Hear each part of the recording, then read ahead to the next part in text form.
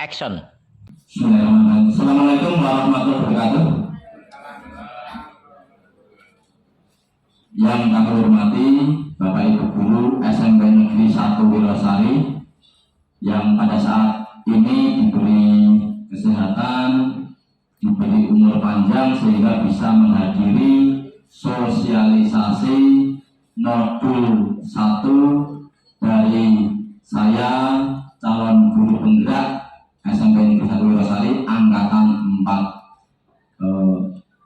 Alhamdulillah pada kesempatan kali ini Bapak Ibu, saya ingin menyampaikan modul 1 yang berkaitan dengan paradigma dan visi guru penggerak. Itu adalah modul 1. Saya yakin sudah kenal semuanya. Ini saya Supriyono, CGP angkatan 4. Konon katanya Bapak Ibu, CGP itu dipersiapkan untuk menjadi pemimpin pembelajaran dan pemimpin sekolah atas 10 unit satuan pendidikan. Tetapi banyak CGP yang mendaftar itu tidak punya motivasi untuk mendaftar kepala sekolah Bapak Ibu. Jadi kita bertemu itu ya hanya mendaftar saja seperti teman-teman itu, jadi nggak ada orientasi itu. Jadi pengennya ya bertambah ilmu, kemudian mau tidak mau Bapak Ibu ketika menjadi CGP itu mau tidak mau harus belajar IT. Seperti ini kan tidak ada pembelajaran seperti ini, mau tidak mau kita belajar mandiri. Jadi nanti kalau Bapak Ibu pengen belajar tentang presentasi menggunakan seperti ini, nanti kita bisa sharing belajar bareng seperti itu. Baik, pembelajar yang merdeka itu berarti menginternalisasikan semboyan ing ngarsa sung tulodo ing madya mangkarsa dan tuturi handayani. Saya yakin Bapak Ibu paham semuanya, tapi mungkin juga akan mengalami kesulitan. Jadi sesuatu yang tidak itu kelihatannya mudah kita ucapkan tapi sulit untuk kita lakukan. Sulit bukan berarti tidak bisa. Dimana ketika menjadi pemimpin itu bisa di rumah, bisa di dalam kelas, bisa dimanapun, bisa dalam satu ruangan, atau mungkin hanya beberapa itu juga bisa menjadi teladan. Ketika duduk pemimpin jadi teladan, kemudian ketika di tengah harus bisa memberikan semangat, memberikan motivasi, membakar semangat sehingga ketika menjadi teamwork itu bisa berjalan dengan maksimal. Kemudian untuk guru handayani itu saya yakin sudah paham semuanya. Jadi Bapak Ibu guru dituntut untuk bisa memberikan dorongan ketika berada di belakang sendiri. Seperti itu. Modul 1 itu terdiri atas yang pertama itu adalah filosofi pendidikan menurut Ki Hajar Dewantara. Jadi seperti apa sih pendidikan menurut Ki Hajar Dewantara, menurut Menteri Pendidikan kita yang pertama, yang mungkin belum kita pahami filosofinya sampai saat ini. Nanti kita akan kupas seperti apa filosofi pendidikan Ki Hajar Dewantara. Kemudian yang kedua yaitu berkaitan dengan modul 1.2 itu berkaitan dengan nilai dan peran guru penggerak. Semua nanti kalau sekolah kita sebenarnya kalau sudah sekolah penggerak mestinya gurunya juga masuk sekolah guru penggerak juga, mestinya seperti itu. Berikutnya yaitu modul 1 adalah visi guru penggerak. Jadi selain sekolah harus memiliki visi, guru penggerak juga harus memiliki visi. Kemudian modul 1.4 adalah berkaitan dengan budaya positif. So yang nanti kita akan sosialisasikan di ruangan ini. Menurut Ki Hajar Dewantara, tujuan pendidikan adalah menuntun anak mencapai kekuatan kodratnya. Menuntun Bapak Ibu. Menuntun. Kalau Bapak Ibu guru menuntun itu kira-kira maksudnya gimana? Istilah menuntun itu kita terapkan kepada kita ketika bila mana itu karena menuntun. Jadi kata-katanya adalah menuntun. Dengan anak didik kita menuntun anak didik kita. Yang namanya menuntun seperti apa? Saya yakin menuntun itu ya tidak bisa begitu cepat. Artinya kita itu berjalannya mengimbangi yang dituntun. Kan seperti itu. Jadi pengennya cepat-cepat seperti ini, enggak bisa. Jadi endingnya menurut Bapak Ki Hajar Dewantara, kita itu sebagai guru itu harus well-being terhadap anak. Well-being itu apa Pak Kokong ini? Well-being. Jadi tujuannya itu anak-anak itu ketika melakukan pembelajaran itu mereka merasakan well-being seperti itu. Well-being itu kalau menurut Ki Hajar Dewantara itu mereka bahagia dengan belajar, itu merasa bahagia dan menciptakan suasana bahagia, itulah yang penting. Kira-kira Bapak Ibu, kalau posisinya Bapak Ibu itu ulangan nilainya 90 dan 100, ada dua nilai itu tok, perasaan Bapak Ibu pun bagaimana? Senang atau justru tanda tanya? Ulangan nilainya itu hampir 90, 95, 100, 90, 90, 100, hampir satu persen seperti itu. Kira-kira bagaimana? Tanda tanya atau senang? Tanda tanya. Sudah sejak zaman dahulu kala, grafik normal itu selalu ada. Normal itu mesti ada yang lambat, ada yang sedang, dan ada yang cepat seperti itu. Nah, menurut Ki Hajar Dewantara juga, kita juga harus membersamai menuntun itu tidak hanya yang lambat.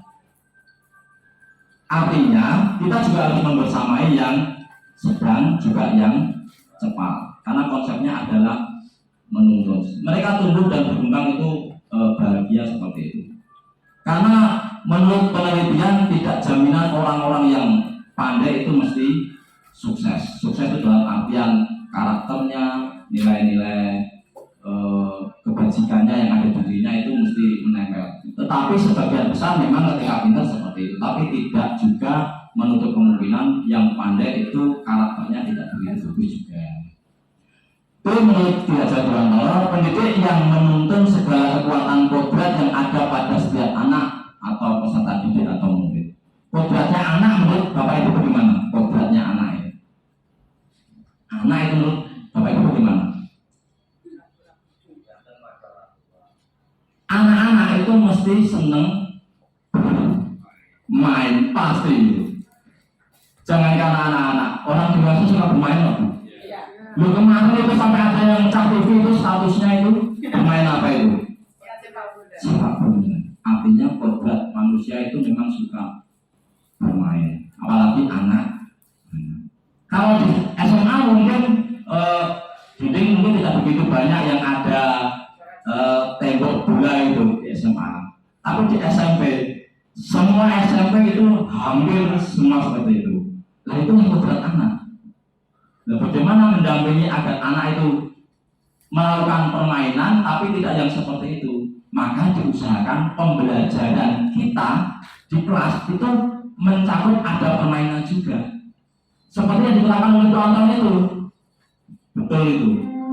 Bermain perahu, bermain pesawat. Kreativitas Bapak Ibu dituntut harus ada permainan. Artinya tidak hanya sekedar di dalam ruang kelas. Itu semakin sering di ruangan luar ruangan, mungkin menarik di lapangan juga oke Bu, tidak harus di ruang pendopo atau di keterampilan. Seperti kolosal itu Bu yang itu bagus juga. Jadi, artinya kodrat anak sebagai anak yang bermain itu harus kita terapkan di dalam pembelajaran. Bagaimana konsepnya? Ya pembelajarannya diusahakan ya berupa diskusi, kerja kelompok. Itu mereka akan saling berinteraksi. Karena yang namanya permainan mesti berkelompok, nggak ada bermain sendiri kecuali main game itu. Main game pun sekarang modelnya berkelompok juga, mabar istilahnya seperti itu. Berikutnya yaitu berkaitan dengan filosofi Ki Hajar Dewantara. Yang berikutnya adalah filosofi pendidikan untuk bapak pendidikan kita yaitu Ki Hajar Dewantara. Ini tebak-tebakan, ada yang mau ya saya tebak-tebakan. Nanti yang benar snack saya boleh saya berikan. Iya, Bapak Ibu. Ini sebenarnya nggak boleh. Nanti saya contohkan yang seperti ini. Yang salaman ini salah. Nanti kita bahas. Tebak-tebakan. Nanti yang benar saya beri snack. Bapak diajak Dewan ketika meninggal itu usia berapa ya? Wah, langsung googling. Gak apa-apa, yang penting itu cari, gak apa-apa. Ya. Nampak. Nah. Nampak. 78. Berapa Pak? Ada di dalam monitor saya Pak. 69 tahun Bapak. 69 tahun. Gak apa-apa, nanti masih ada pertanyaan lagi Bapak. Masih ada kesempatan. Snack saya masih menanti. Berikutnya, ini menurut Gajah Dewantara, pendidikan merupakan proses memberi ilmu yang berfaedah. Memberi ilmu. Kalau kita pahami memberi ilmu itu apa ya? Memberi ilmu. Mengajar itu memberi ilmu. Bisa menari, bisa olahraga, bisa matematika, itu ilmu berarti memberi ilmu. Kemudian berikutnya pendidikan juga harus ini memberi tuntunan terhadap segala kekuatan kodrat yang dimiliki anak, sehingga mereka selamat dan bahagia setinggi-tingginya sebagai manusia maupun sebagai anggota masyarakat. Bapak Ibu, jangan anggap anak didik kita itu bunda. Mereka itu manusia yang harus dimanusiakan, bukan bunda gitu. Nanti tidak bisa orang bunda langsung ini bunda gini bisa. Oh ini tidak bisa. Jadi perlakuan yang sama belum tentu menghasilkan sesuatu yang sama. Itulah manusia unik, begitu. Itulah menurut Gajah Dewantara berkaitan dengan pendidikan. Dan itu sudah tertuang di tujuan pendidikan kita, tujuan pendidikan nasional. Berikutnya menurut Gajah Dewantara juga, saya tunjukkan memang nulis itu lebih lama dibandingkan berbicara. Jadi kalau ada dosen yang ngomong kita nyatet mungkin agak kepontal-pontal karena memang nulis itu lebih lama. Tapi zaman teknologi sekarang saat ini tidak ada yang menulis, hampir semuanya pakainya rekam. Kalau zaman dahulu ketika ponakan saya bahasa Inggris rekamannya pakai kaset, cetet. Sekarang tidak pakai rekamannya pakai HP. Termasuk emak saya, ibu saya itu doa haji Pak. Emak saya itu nggak tahu baca tulis karena nggak sekolah sama sekali. Huruf 1, huruf 2 nggak tahu. Bacaan haji ya saya rekamkan pakai rekaman kaset itu. Zaman teknologi. Artinya kita harus mengikuti teknologi. Ini pertanyaan Bapak Ibu. Ini yang cepat jawab kertas naik. Ini mudah Bapak Ibu. Ini ada 2 kertas. Yang satu kertas kosong, yang satu kertas bertulis samar. Nah, menurut Bapak Ibu, murid-murid kita, anak didik kita, itu merupakan kertas kosong yang bisa kita tulisi sesuka hati kita, sesuai keinginan kita, atau kan mereka sebenarnya sudah ada tulisannya, tapi cuma masih samar. Boleh berpendapat. Nah, berhubung tidak ada yang bentuk jari menjawabnya sama, di sini buat samar, menjawab samar. Benar, anak didik kita itu bukan sesuatu yang kosong. Jadi, mereka itu sudah punya garis-garis tipis. Dan tugas Bapak Ibu guru menurut Gajah Dewantara cukup menebalkan sabar. Artinya anak itu sudah punya bakat nakal dan cuma bakat baik begitu. 2 bakat itu ada di diri anak itu ada, termasuk kita. Kita seperti kumpul dengan orang-orang ya gampangannya orang taat agama ya kok hasilnya ya kemungkinan besar bisa nggak taat agama. Kita yang dekat orang yang taat agama nanti kita cenderungnya juga akan taat agama kurang seperti itu. Artinya mereka juga sudah punya memiliki garis samar-samar, entah itu taat, entah itu tidak taat, entah itu baik, entah itu buruk. Cuma kita menebalkan yang mana kira-kira ya, menebalkan yang baik-baik saja yang kita tebalkan. Jadi seperti anak takut, anak berani. Pasti 2 sifat itu pasti ada anak Nah, yang kita tebalkan yang mana? Yang berani atau yang takut? Seperti anak saya mau ke kamar sendiri, kalau di rumah sendiri nggak ada orang nggak berani. Nah, kita kan harus menebalkan rasa takutnya ditipiskan, yang kita tebalkan yang berani. Kurang lebih seperti itu. Dan menebalkannya bagaimana ya? Dengan cara dilatih dan dilatih seperti itu. Ini benar Bapak Ibu bahwasanya anak didik kita sebenarnya menurut Bapak Ki Hajar Dewantara itu sudah memiliki garis-garis samar, garis-garis tipis yang kita cuma menebalkan saja. Menurut Bapak Ki Hajar Dewantara juga, kita itu guru itu seperti petani. Nih, petani. Kalau kata-kata petani itu berarti yang ditanam itu apa? Apakah ya jagung saja, atau ya kacang saja, atau ya padi saja, atau petani itu bisa menanam apa saja? Kira-kira kata-kata petani itu ada apakah khusus padi saja itu berdikatan petani atau semuanya? Gimana? Bisa menanam apa saja. Artinya anak didik kita itu juga merupakan bibit-bibit yang bermacam-macam. Ada yang bibit jagung, ada yang bibit padi, ada juga yang bibit ketela mungkin. Oh telo ini telo yang ruang guru ini digodong cepet biar ya, apalagi di musim kemarau. Artinya Bapak Ibu ketika menjadi seorang petani, Bapak Ibu apa yang harus dilakukan ketika menjadi petani? Ya harus merawat.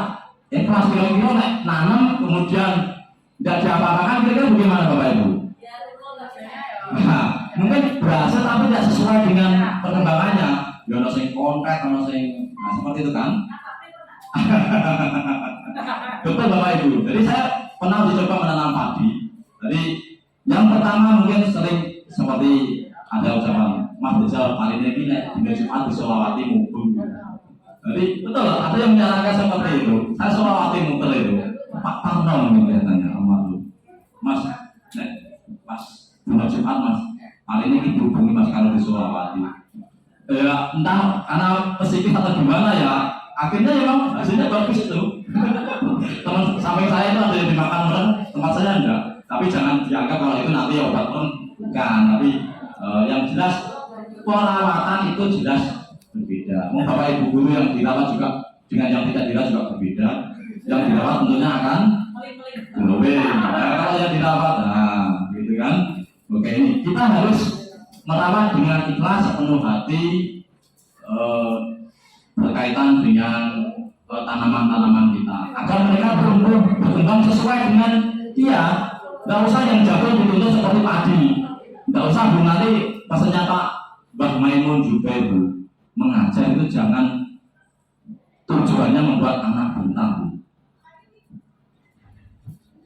Terbukti kok kalau tujuannya membuat anak pintar jenengan tetap akan ngomel-ngomel terus. Lalu gimana? Tetap satu kelas itu ada tadi yang grafiknya ada yang normal, ada yang di atas grafik, ada di bawah. Kalau tujuannya kita membuat semuanya pandai semua ya urusan pandai kita serahkan kepada Tuhan lah, yang bisa ngecek kelompok bisa warnanya merah sama warnanya hijau itu. Yang jelas kita ikhlas menyampaikan, memberikan tuntunan, memberikan materi kurang lebih seperti itu atau ilmu yang berfaedah. Berikutnya menurut Ki Hajar Dewantara, apa yang terjadi kalau tanamannya tidak dirawat? Nah ini yang terjadi. Nah, tahu-tahu sudah habis. Itu kan kenapa itu? Kalau petani mesti tahu jawabannya. Mengapa yang ini hijau, yang itu kering? Kering itu karena orang Bapak Ibu. Jadi ciri-ciri padi kena orang seperti itu. Jadi dia seperti terbakar. Ciri-ciri kena orang seperti itu Bapak Ibu. Jadi sudah nggak ada isinya ya. Jagung kalau dimakan itu ya seperti itu, barek hutannya saja. Menurut guru bahasa Inggris katanya jambu itu hutan. Gitu. Yang barek jambu itu kayak dulu. Tinggal hutannya saja. Nah itu berarti tidak dirawat. Jadi banyak panennya tidak dirawat. Berikutnya, dari kita yang kita kupas itu memang benar-benar menurut Ki Hajar Dewantara semuanya ini. Karena pemikiran Ki Hajar Dewantara, ada tiga. Yang pertama adalah kodrat keadaan. Nah, ini penting Bapak Ibu, kodrat keadaan. Kemudian yang kedua adalah asas trikon. Nah, ini yang disampaikan Pak Bandi dan kawan-kawan tadi. Kemudian budi pekerti. Ini penting untuk pendidikan. Apa itu kodrat keadaan? Kodrat keadaan itu ada dua Bapak Ibu, yaitu kodrat zaman dan kodrat alam. Nah, saya yakin Bapak Ibu juga sudah tahu ini karena sebagian sudah mengikuti komite guru pendak. Ada kodrat alam dan kodrat zaman. Bapak Ibu nggak bisa nuntut anak sekarang itu bocah kok jualan HP, nggak bisa karena sekarang sudah kodrat apanya kira? Zaman atau alam itu kalau HP itu? Zaman Bapak Ibu. Kodrat zamannya memang seperti itu. Kalau kodrat alam ya kita bandingkan anak-anak yang ada di Mojokerto dengan ada yang di Tegalrejo, kemudian yang ada di Purwosari, tentu mereka akan memiliki karakter-karakter budaya yang agak berbeda, meskipun satu kecamatan. Akan berbeda lagi kalau yang satu daerah pegunungan, yang satu daerah pesisir, itu pasti karakternya akan berbeda jauh. Karena kita masih satu kecamatan, tentu saja ada perbedaan berkaitan dengan kodrat zaman dan kodrat alam. Zaman dahulu mungkin nggak ada perayaan tahun baru, zaman cilian itu tidak pernah Bu perayaan tahun baru. Nah, orang paling yang dibakar jagung, yang bakar telur gitu. Terus ini dibakar nih kok bakso sosis, nopo tomat, nopo ngoten niku Pak. Gitu loh. Nah, itu kan kodrat zamannya kan beda Bapak Ibu. Di zamannya sudah berbeda. Maka kita harus menyesuaikan dengan kodrat zaman. Jadi kalau anak suka megang HP sama nulis, ternyata anak suka megang HP, ya kita kasih informasi melalui HP. Kalau anak suka menulis, ya kita informasi berupa tulisan-tulisan seperti itu. Jadi kita banyak mengerti karakter anak. Yang jelas tujuan pembelajaran kita adalah anak-anak itu bahagia, selamat sebagai manusia seutuhnya. Jadi mereka itu dimanusiakan dan juga mereka itu selamat ketika hidup di masyarakat. Jadi tidak merasa tertekan ketika belajar. Sulit tidak itu? Nah, sulit itu. Terbukti dari sekian kepemimpinan dikupas baru ini saja. Mengapa dulu tidak dikupas kan seperti itu? Artinya itu perlu diterapkan untuk saat-saat ini. Berikutnya asas trikon yaitu kontinuitas. Apa itu kontinuitas? Berarti kita harus berpikir kritis berkaitan dengan sejarah. Jadi berpikir kritis. Berpikir kritis itu biasanya dimulai dengan rasa ingin tahu. Jadi kritis itu berarti rasa ingin tahu. Jadi kalau ada anak kok suka bertanya di bibliotek, itu berarti ciri-ciri anak itu anak kritis. Jadi lu sejak tekon. Ya kita mau tidak mau itu ya harus ikhlas. Memang ikhlas itu tidak bisa tertulis di batok. Memang yang tahu kita sama Tuhan memang. Berikutnya yaitu konvergensi. Pendidikan itu harus memanusiakan manusia dan memperkuat nilai-nilai kemanusiaan. Jadi ini yang penting Bapak Ibu. Jadi kita harus memanusiakan manusia. Jangan menganggap anak-anak itu benda yang kita bisa ubah, kita pindah-pindah, kita ya mereka harus kita mintai pendapatnya juga. Berikutnya yaitu konsentris Bapak Ibu. Penting ini konsentris.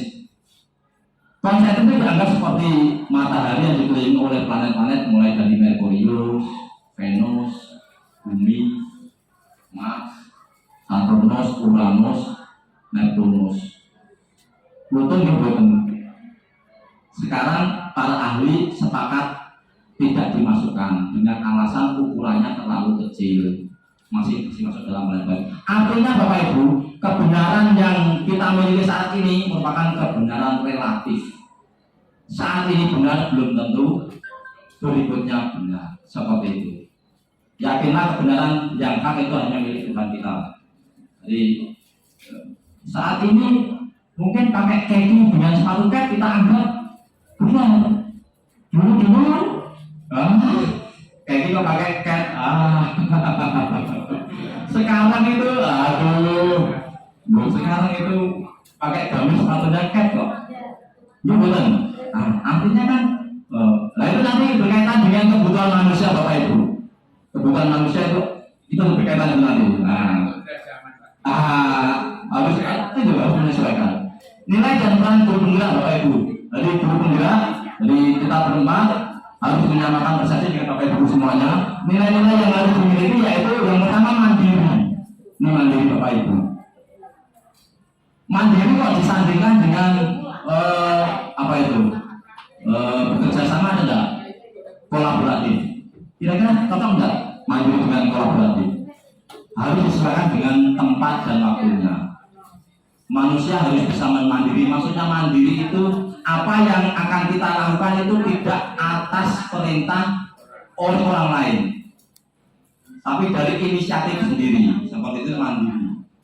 Jadi pengen bisnis sapi, menurut komponennya, jadi kan bisnis sapi menurut kita jadi kan cocok apa? Itu berarti tidak mandiri lagi. Kalau mandiri itu atas inisiatif sendiri. Dan kalau atas inisiatif sendiri, gagal dan tidak gagalnya itu sudah siap seperti itu. Kemudian kolaboratif, reflektif dulu, reflektif. Reflektif itu kita harus selalu mengaca pada diri kita. Sudah benar tidak kita? Sudah benar tidak? Sudah sesuai tidak? Kita selalu reflektif. Jadi, Bongso ngarani angin dulu, kita edw, gampangnya dulu. Sama itu. Ini kan boleh elewang dulu,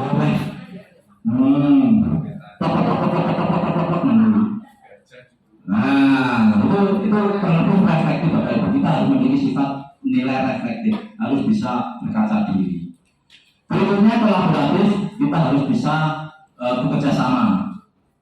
Wah, saya nggak suka kolaboratif Pak, saya suka mandiri. Ya, nggak bisa Pak. Kita hidup itu kalau tanpa kolaboratif nggak bisa. Kita pasti akan berkolaborasi, pasti. Tidak mungkin kita mau hidup sendiri, tidak mungkin. Wah, motor semuanya dalam mungkin kebenaran, ya, dalam kebenaran, lebih dilalas kontennya lewat. Titik darah, ya. Nah kalau kita kolaborasi kan paling tidak mandek, piye, kayak di dalam kalau sinyal itu sakit bengkel dan sebagainya. Itulah pentingnya kolaboratif. Kita perbanyak teman daripada memperbanyak musuh. Berikutnya yaitu inovatif. Nah, inovatif itu apa Bapak Ibu? Inovatif. Tepat sekali. Mencoba sesuatu yang baru berbeda dengan yang lainnya itu inovatif. Kalau yang pertama mungkin onde-onde isinya kacang hijau, mencoba onde-onde isinya singkong, isinya durian, lah. Itu namanya inovatif. Mau mencoba sesuatu yang baru, itu inovatif. Seperti jika donat itu kan termasuk inovatif tuh. Sekarang itu buka bisnis baru lagi itu, tidak ada kaitannya dengan donat. Buka apa itu? Yang roti mana cepat apa namanya? Brownies. Buka juga kafe juga. Kafe Pak. Artinya inovatif Pak. Kalau kita sudah nyaman dengan bisnis kita ini, kemudian nggak mau berinovasi ya, kita akan ketinggalan Pak berinovasi.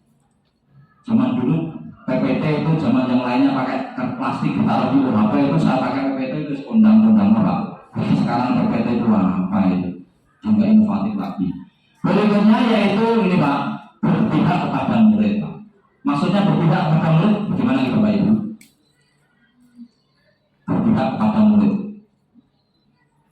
Kita sebagai guru itu harus berpihak kepada murid. Apakah menurut keinginan anak? Kita itu harus berpihak kepada murid. Maksudnya berpihak kepada murid bagaimana Bapak Ibu?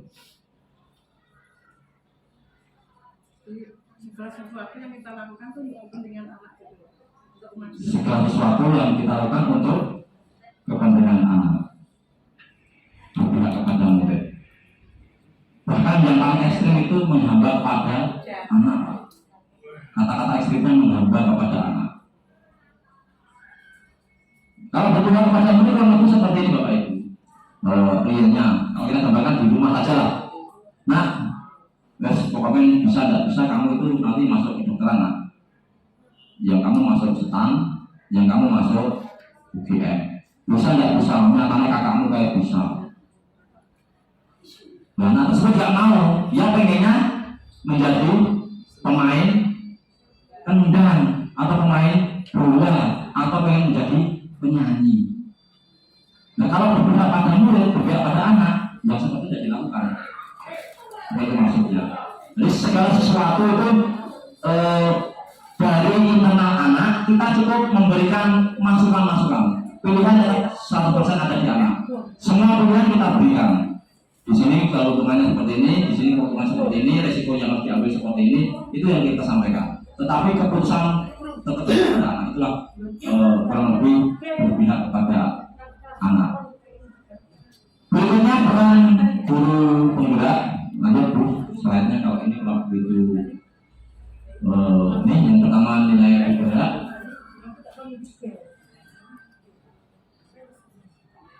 Seperti ini, harus kreatif, inovatif, dan seterusnya nanti. Ini harus mandiri, kemudian reflektif, kemudian inovatif, kemudian berpihak kepada anak, dan tentunya kolaboratif. Ini hampir sesuai dengan profil pelajar Pancasila untuk nilai-nilai guru penggerak ini. Jadi semuanya harus menjadi guru penggerak.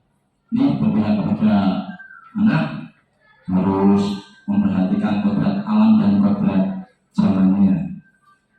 Tidak, aku zaman zaman biyen Pak. Kalau tak ceritanya anakku, aku ya zaman sekolah yo ora tau sangu, ora percaya kalau bang lapen tekoki lumpur cek urip. Zaman biyen pada masa itu dong. Apa? Sudah beda zaman ya Bapak Ibu. Visi guru penggerak, masing-masing guru diminta untuk membuat visi guru penggerak untuk saya yaitu terciptanya anak-anak yang cerdas. Cerdas itu berarti apakah cerdas itu anak kecil baru bisa nulis seperti ini cerdas enggak? Jadi kemarin saya lihat statusnya Bu Yuni itu anak kecil seperti sama ibunya. Pertama gini-ginian ibunya. Berikutnya diajari sama ibunya begini. Memperkenalkan tangan itu fungsinya tidak untuk memukul, tetapi untuk membelai, meraba dan sebagainya. Itu penting juga. Artinya anak itu memang punya. Mengapa dia memukul-mukul? Nah, karena memang kebutuhan manusia memang ada yang seperti itu. Survival, bertahan hidup. Kalau dengan orang asing akan cenderung sudut. Ini kalau anak wong belum tahu ngerti gendong, mesti akan dipukul-pukul seperti itu. Itu manusiawi karena kebutuhan manusia itu yang pertama adalah bertahan hidup paling utama. Dan bertahan hidup ya kalau seperti itu nggak mau seperti itu. Takut terancam. Berikutnya yaitu nih profil sesuai dengan profil pelajar Pancasila yang ada 6 itu. Kemudian yang modul terakhir Bapak Ibu, modul 1.4 yaitu budaya positif Bapak Ibu. Budaya positif berkaitan dengan budaya positif itu berarti dikaitkan dengan kebiasaan Bapak Ibu. Kita kan biasanya tata tertib Bapak Ibu, tata tertib dibuat oleh siapa Bapak Ibu? Dibuat oleh pembina OSIS dan perwakilan pengurus OSIS. Yang benar menurut Ki Hajar Dewantara Bapak Ibu dulu, dicari nilai-nilai kebajikan atau keyakinan kelas. Nah, di kelas itu Bapak Ibu mengkoordinasikan dengan teman-temannya, anak-anaknya semuanya dikumpulkan untuk mengambil keyakinan kelas. Seperti peraturan wajib memakai helm, itu berarti nilai kebajikan yang ada di situ apa? Kok ada perintah wajib memakai helm? Keyakinan apa? Kebajikan apa? Nilai kebajikan apa yang perlu kita sampaikan atau yang perlu kita gali dari anak sehingga anak itu di sini loh ada nilai kebajikan yang harus kamu turuti meskipun dimanapun tidak ada tata tertib itu dia akan melakukannya.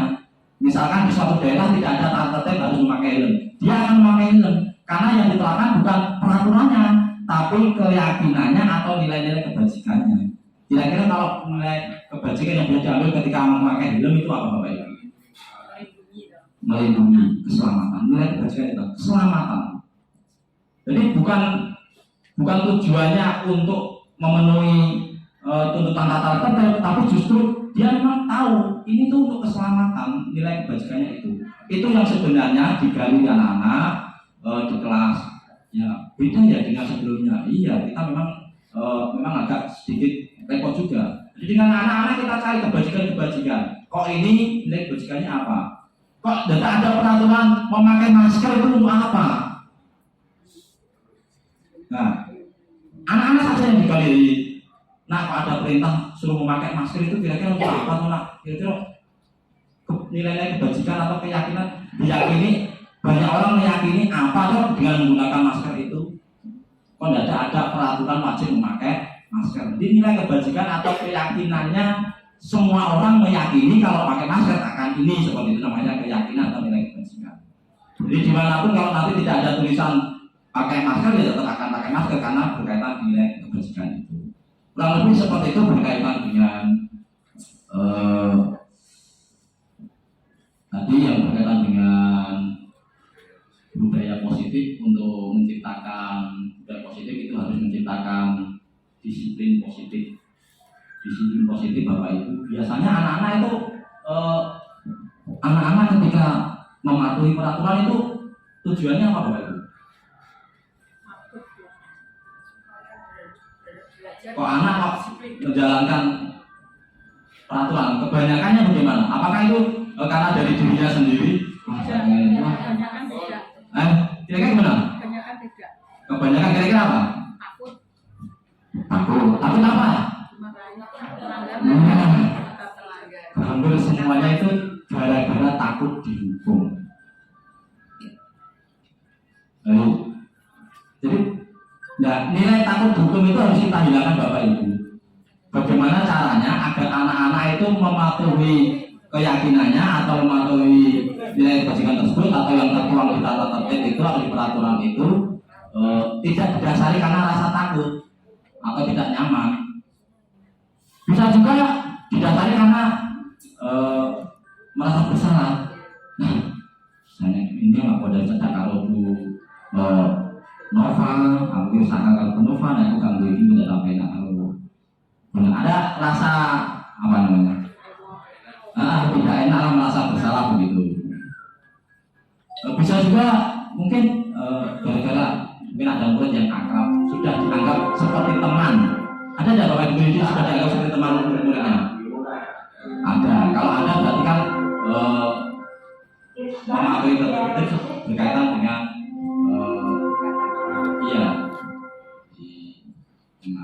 yang paling pas itu sebenarnya mematuhi tata tertib atau mematuhi keyakinan yang dianggap benar itu ya berdasarkan diri sendiri seperti itu saja. Memang sulit membuat anak itu ya. Jadi, tetap itu yang harus kita lakukan memang itu. Jadi, mengapa kalau kita menghindari hukuman Bapak Ibu? Berdasarkan penelitian ketika hukuman itu Bapak Ibu itu akan menunjukkan sifat apa kira-kira? Kalau dihukum kira-kira anak bagaimana? Benci, malu, minder, dendam. Aku bilang kalau Pak Pri telah dikon hormat bendera setengah jam, TNI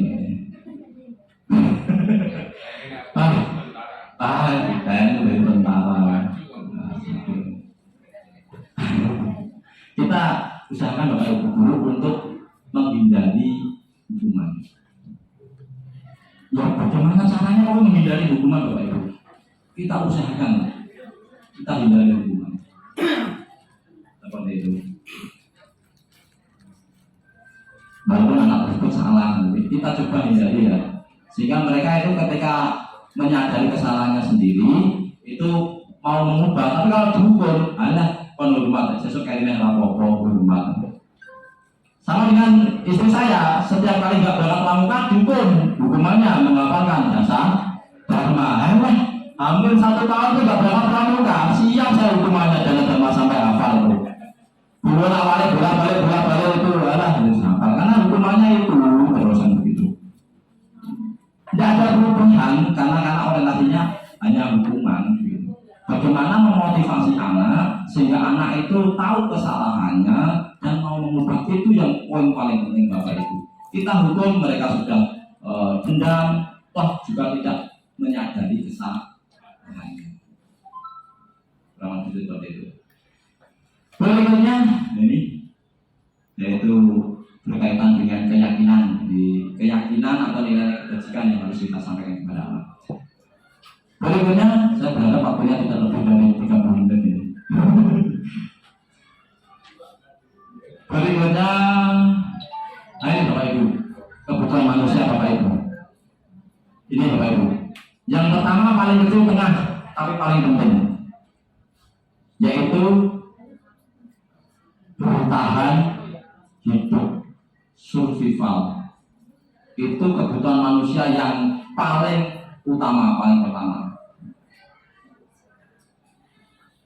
Jadi kalau ada anak berangkat sekolah, orang tuanya tidak memasakkan, kemudian sampai sekolah ternyata malah temannya untuk jajan di kantin, ya. Berarti kan ada kebutuhan anak yang belum terpenuhi. Jadi solusinya harus tepat. Jadi ketika ada malah, kalau solusinya nggak dipenuhi ya nanti berikutnya malah lagi Bapak Ibu. Artinya kebutuhan, kita harus bisa melihat kebutuhan anak yang belum terpenuhi. Kira-kira kalau ada anak, pacarnya hari Senin memakai sepatu warna putih, kira-kira kebutuhan apa yang pengen dipenuhi anak itu? Bapak Ibu, hari Senin anak memakai sepatu putih Bapak Ibu. Jadi ada Bu 5 kebutuhan Bu. 5 kebutuhan yang tadi. Nah ini, yang pertama adalah bertahan hidup atau survival, kemudian cinta dan kasih sayang, kemudian penguasaan, kemudian kebebasan, dan yang terakhir kesenangan. Kira-kira kalau anak hari Senin pacaran di sepatu putih, mungkin bisa berputih mana Bapak Ibu? Nah, kira-kira anak itu butuh apa itu? Kira-kira kebutuhan apa itu? Kesenangan, kebebasan. Nah, Bapak Ibu harus tahu, jangan sedang menghukum, harus meneliti lebih lanjut. Anak ini kok seperti ini, kenapa ya kira-kira ya?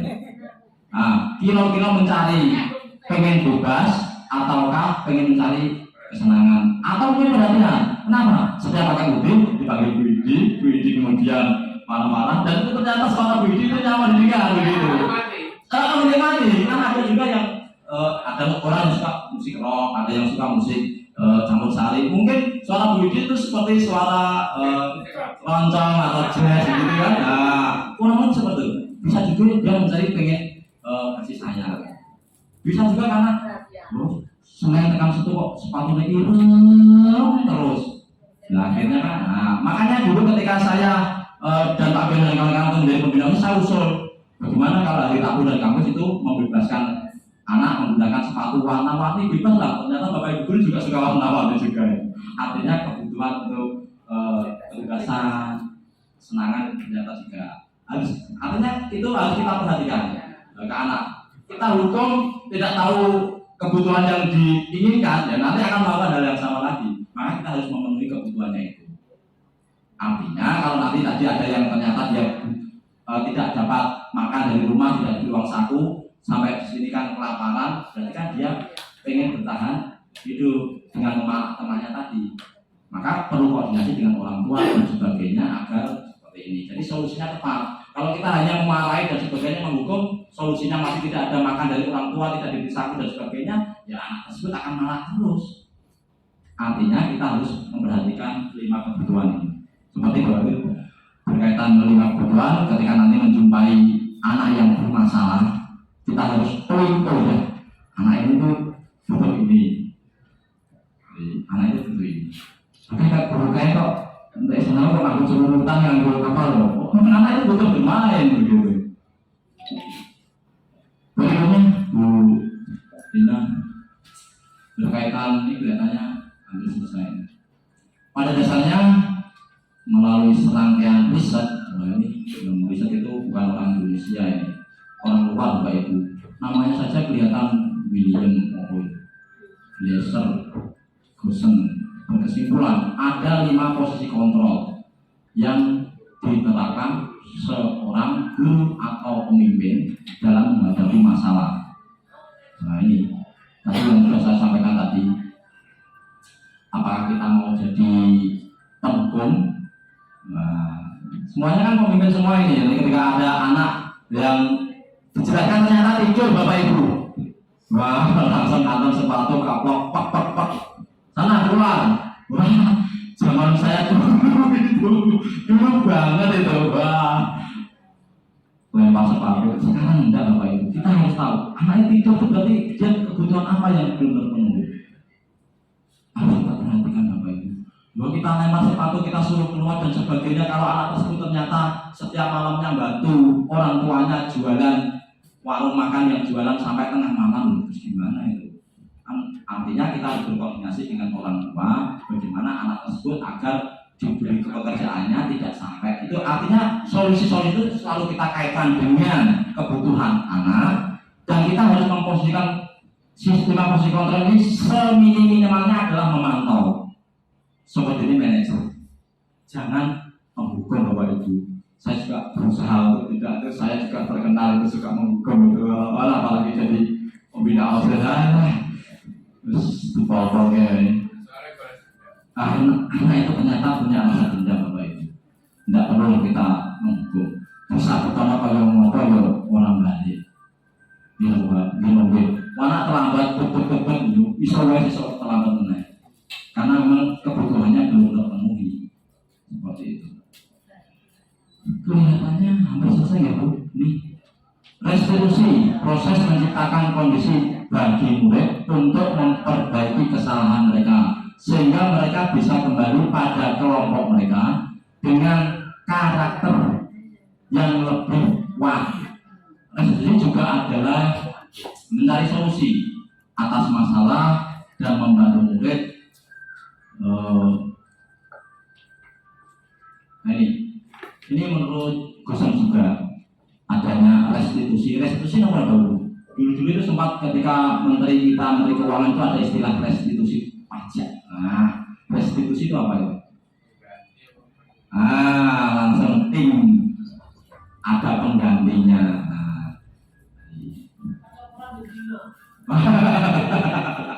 Bagus itu karena memang zamannya Pak Bambin itu baca koran. Tapi ketika ada di perempatan itu ada yang jualan koran. Zaman saya jualan koran, belum melayani orang-orang yang generasi apa itu? Atau generasi Y itu yang koran sama TV itu.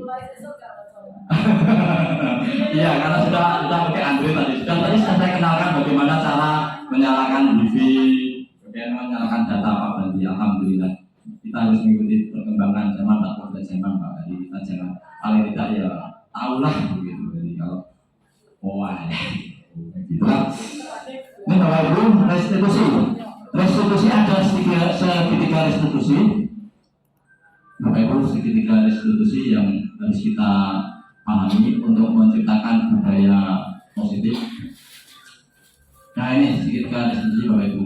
Yang pertama adalah menstabilkan identitas, kemudian validasi tindakan yang salah, kemudian menanyakan keyakinan. Ini menstabilkan identitas. Pertanyaan, setiap orang pasti melakukan kesalahan. Jadi ketika kita menjumpai anak yang melakukan kesalahan, kita melakukan pendekatan saja. Pak keluar itu tidak ada zamannya dua itu. Jadi kita dekati. Jadi setiap orang itu pasti melakukan kesalahan. Tapi bagaimana mengetahui kesalahan itu? Mau ada perbaikan itu yang penting itu ada perbaikannya. Jadi, maka itu saya benar ini. Nih, setiap orang pasti pernah melakukan kesalahan. Kamu bukan satu-satunya orang yang pernah melakukan kesalahan itu. Saya yakin Bapak Ibu juga pernah melakukan kesalahan ya. Pernah bukan? Pernah. Salah kirim WA,